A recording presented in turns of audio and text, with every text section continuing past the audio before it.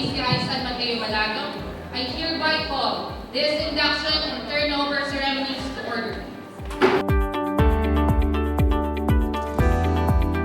We can be as young as we want, as long as we want. To the outgoing and incoming officers, congratulations. May you serve your 1 year to lead excellently. To RVP Misty, AVP Lian, NP Nike, and of course my inaanak NP Kirby, continue to light the path for our organization to flourish. To the general membership, may your tribe increase so more young people will have the opportunity to lead and become leaders.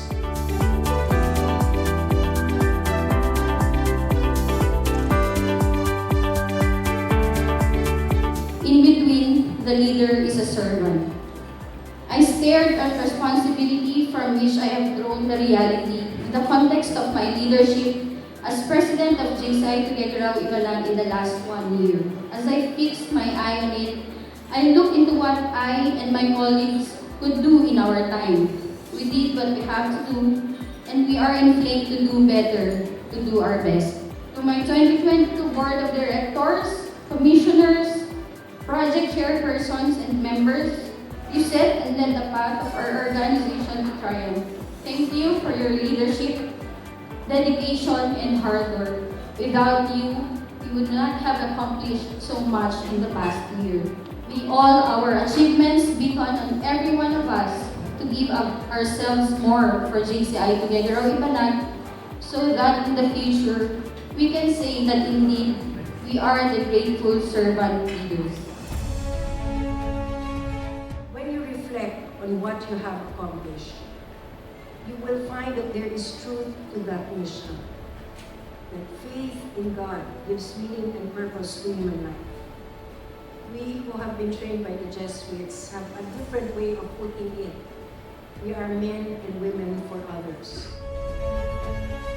Sana yung 2022 Board of Directors, yung chapters na in-induct natin ngayong gabi, tulungan at gabayan ninyo yung sidlak presidents natin. Tulungan at gabayan ninyo yung mga susunod pa na leader na nagmumula doon sa mga chapters na ito. Dahil mas magkakaroon ng kabuluhan yung term ninyo as presidents kapag marami pa tayong nagabayan na una. Our 2023 National Board, congratulations to our newly inducted Board of Directors. Congratulations to our 2023 Sidlak Presidents.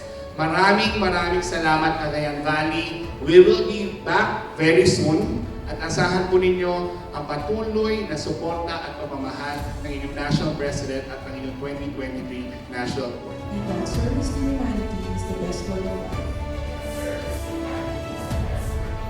So help me God. Congratulations.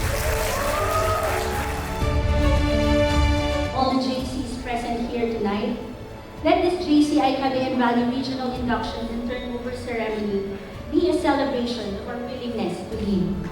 Let this be a celebration of everyone's sacrifices and dedication to the mission and vision of JCI. More than a tagline, may this be our call to action. May we all be better together. This logo is first and foremost a reminder for everyone to be humble. A reminder that no man can do it alone.